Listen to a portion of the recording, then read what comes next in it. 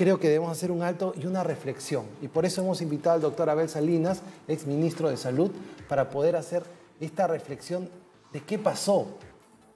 Lo hemos hablado muchas veces, pero ¿qué pasó? ¿Por qué estamos en este número?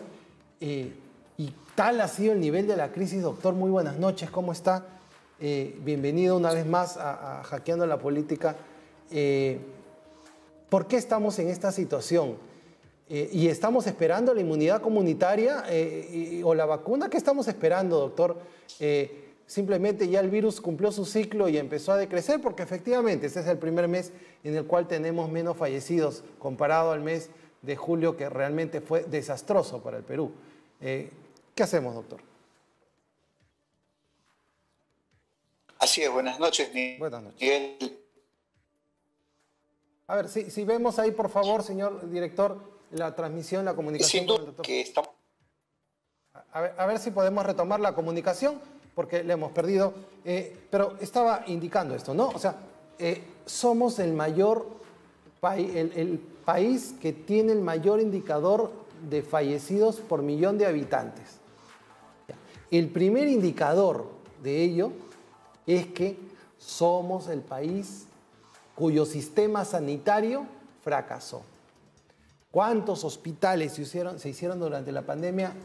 0. Serapio Torres, Manan, nada, ¿no?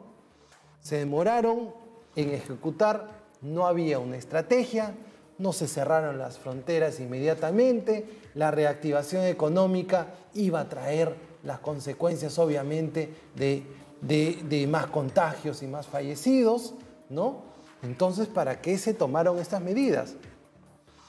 Van a decir porque nos lo recomendaba la Organización Mundial de la Salud, porque esto se hizo hace 100 años, porque nos lo dijeron los asesores. Es como cuando el ministro del Interior el día de ayer decía de que la primera información pues que les dieron era falsa, y acá no pasa nada, porque acá no pasa nada. Nadie asume responsabilidad política de los actos que se cometen, o de las faltas que se cometen, o de las omisiones que se tienen.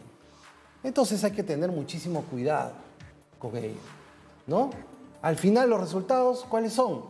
70.000 fallecidos, y que van a ser más, y que van a ser más, y vamos a llegar seguro aproximadamente a los 80.000 fallecidos. Y esto no puede ser una estadística. Esto no puede ser simplemente, vamos a ver, hemos llegado a esto, ¿no? Ya, esto es tan fuerte que ahora solo vemos números. ¿Y quién tiene la culpa de esto? ¿Quién es el responsable? ¿Es un virus que no podemos controlar? Ahora es probable que pueda haber hasta un rebrote con el inicio de actividades en la fase 4. Entonces, nos pusieron una vez más en esta disyuntiva en la cual teníamos que escoger salud o economía. Nunca nos debieron poner en esa situación. El peruano es respetuoso, aunque le metan una publicidad masiva tratando de sensibilizarnos. Y como lo dijimos ayer, ¿no? Una campaña de sensibilización contra la COVID-19. Realmente es mejor decir rescate financiero para medios de comunicación. O sea, si yo quiero llegar al público joven, que de repente es el que más irresponsable o más laxo puede ser en el manejo de esta situación, bueno, desarrollo otro tipo pues, de mecanismos para llegar a la población. Bueno, ahora sí vamos a conversar con el doctor Abel Salinas. Hemos recuperado el contacto. Doctor, mil disculpas por la interrupción. Doctor, estamos en 70.000 fallecidos, esa es la realidad, no es el diferencial entre fallecidos en este año y el año pasado. Aproximadamente, según cifras oficiales, son 29.000, pero el Sistema Nacional de Defunciones nos da que ya hemos pasado casi los 70.000 fallecidos. Una crisis la cual desde ya es objeto de estudio de otros países como un fracaso en el manejo de la crisis y que no ha detenido ningún tipo de contagio. Porque usted que es médico sabe que los virus no se pueden proteger, lo que podemos es contener, cercarlos, ¿no? Usted lo ha dicho hasta el cansancio, pero ¿qué se hizo acá? creer que íbamos a hacer que el virus pues, no contagie. Eso no se puede hacer. ¿Qué pasó, doctor? ¿Qué pasó? ¿Por qué tenemos que estar, después de tantos meses, volviendo a lo mismo? ¿Por qué no se vieron las cosas? ¿Por qué no se definieron las estrategias en su momento? Claro que sí. Buenas noches, Miguel. Y ciertamente, creo que todos los peruanos tenemos claro que estamos frente a la crisis sanitaria y socioeconómica más grave que el Perú haya podido tener desde la guerra con Chile. No solamente por la cantidad de pérdidas de vidas humanas, los millones de puestos de trabajo que se han perdido, y hay un grupo de jóvenes muy grande que son los más afectados, la caída del PBI, la deuda fiscal, ahora alegremente se reparte dinero y después vamos a tener consecuencias muy serias, de forma tal de que estamos en una verdadera crisis. Y esto, entre otras cosas, ha ocurrido, si bien es cierto, la propia pandemia nos ocasiona daño, la gestión propia ha sido más grave aún, la propia gestión para controlar la pandemia. Y es que se hicieron estrategias que trataron de ser absolutamente divorciadas entre lo sanitario y lo socioeconómico. Por ejemplo, el tema de la cuarentena masiva, esta cuarentena, este aislamiento para todos los peruanos, que inicialmente fue de 15 días, que si bien es cierto, algunos decíamos, bueno, hay que acatarla, porque pensábamos que esto iba a venir acompañado de otras estrategias, cosa que no fue así. Entonces nos aislaron a todos, sanos, no sanos, asintomáticos leves, sintomáticos leves, etcétera, todos juntos, todos aislados, olvidándose de una serie de cosas como, por ejemplo, las pruebas diagnósticas. Y optamos por pruebas serológicas mal llamadas rápidas, que de ninguna manera servían, y estamos todos los peruanos convencidos que ha sido un gravísimo error que definitivamente tiene que pasar por el control político y, ¿por qué no?, por la investigación correspondiente. ¿Qué pasó? ¿Por qué se optó por pruebas serológicas que sabíamos que no iban a servirnos para poder controlar el virus, para identificarlo y poder cercarlo? Sino todo lo contrario, hicimos pruebas serológicas para saber por dónde pasó el virus una semana atrás, por lo menos, en el mejor de los casos. Doctor Sí. Salinas, un tema de un político, un estratega, es siempre tratar de estar un paso adelante. Tengo entendido que la prueba serológica nos hacía estar un paso detrás del virus. Y eso lo hemos visto, además, ¿no? Explotaba el brote en una región, ahí íbamos a tratar de solucionar con grandes esfuerzos, se movilizaba la Fuerza Aérea, el Ejército, salud, iba un ejército de médicos, pero siempre a posteriori, cuando ya estaba el problema, cuando ya no, o sea, íbamos a atender en lugar de hacer los cercos. Recién vemos estos cercos estratégicos al sexto, séptimo mes. Entonces, eso es lo que yo no puedo entender y realmente trato de entenderlo, trato de entender que quienes están en el gobierno son personas, se pueden equivocar, pero tanto, doctor, tanto. Ha sido una mezcla, evidentemente, de una mala gestión mezclada con soberbia, porque desde los principios, desde el mes de febrero, marzo, veníamos reclamando las pruebas moleculares, hacer el cerco epidemiológico focalizado para adelantarnos al virus, para saber por dónde iba, poder entonces evitar su propagación. Habíamos hablado del primer nivel de atención, habíamos hablado de la comunidad organizada, de los gobiernos locales, habíamos hablado de una intervención multisectorial que pudiéramos aislar donde encontráramos el virus en forma sectorizada, ni siquiera un distrito, a lo mejor podrían ser solo manzanas o a lo mejor localidades, etcétera, pero que ahí podríamos haber tenido a las personas, les llevábamos víveres, los registrábamos y ni siquiera le dábamos sus bonos ahí para después, pero no necesitábamos cercar a todos y después abrir un tema de los bonos para que la gente vaya a aglomerarse, a mendigar por un dinero que a veces tenían y a veces no. En consecuencia, fueron una serie de errores. El tema comunicacional fue otro error.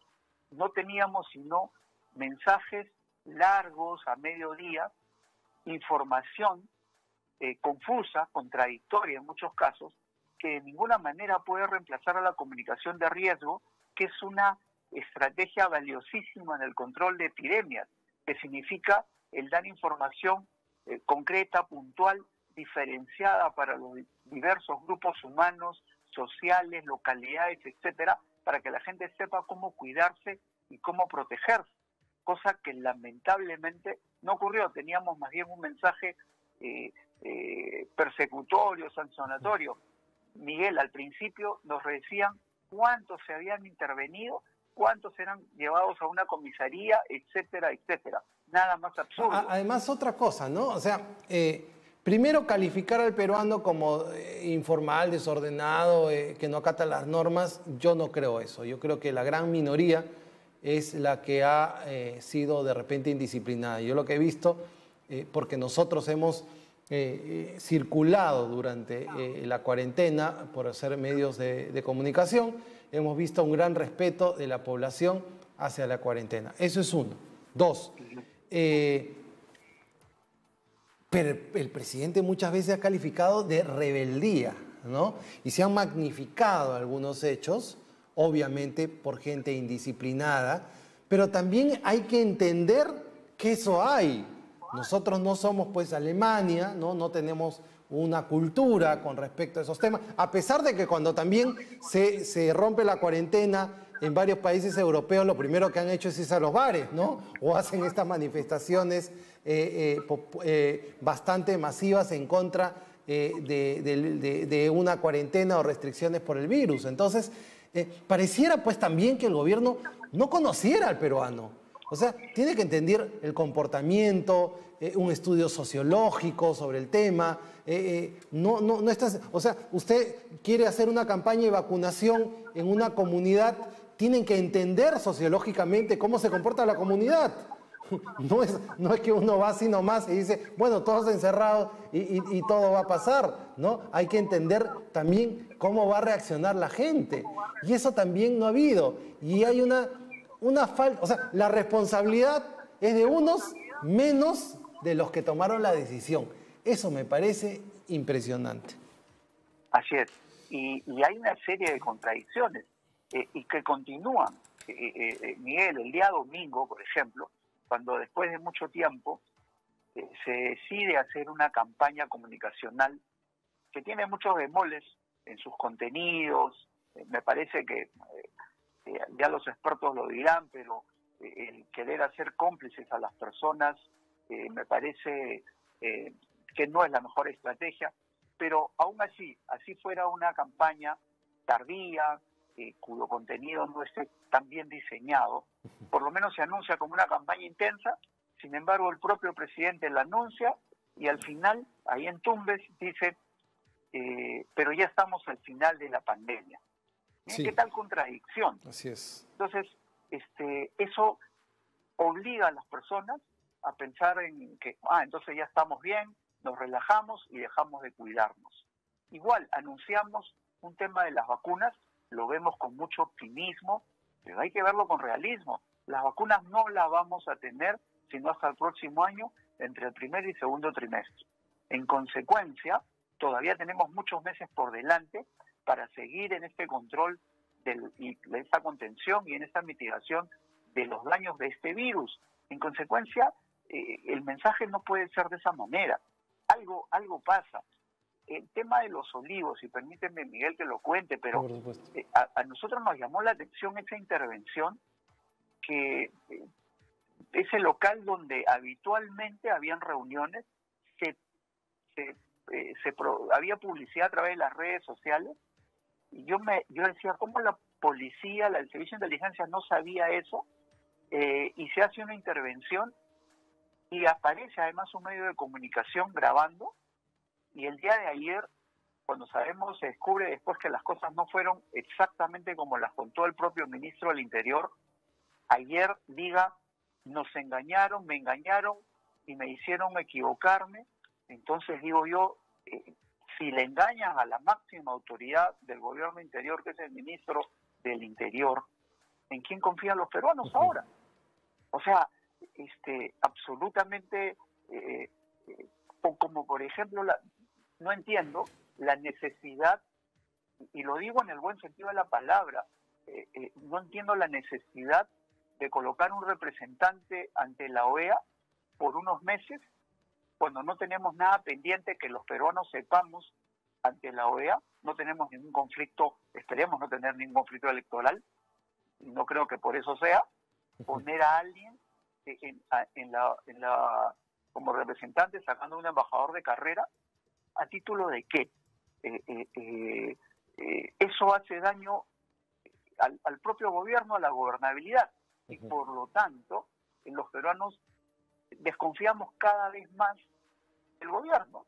Entonces todas las acciones que se quieran hacer para controlar la pandemia, para reactivar la economía, etcétera, no son creíbles. Así es. Y ahí viene el gran problema para el país, no para el presidente Vizcarra, es para todos. Esto es como un remolino que nos jala a todos, nos hunde a todos los peruanos. Así es, ¿no? Porque no sabemos, mucho se habla de las elecciones del 2021, primero terminemos pues el 2020 y veamos cómo lo terminamos para ver también cómo se va a recibir después, ¿no? La situación está bastante complicada en materia económica, en materia social y en materia de salud. Muchas gracias, doctor. Hasta una nueva oportunidad y que mejore la situación por acá. Y es importante decir las cosas y decirlas antes, como se han dicho, porque también hay acciones que se han tomado gracias al debate y al intercambio de opiniones. Muchas gracias y buenas noches.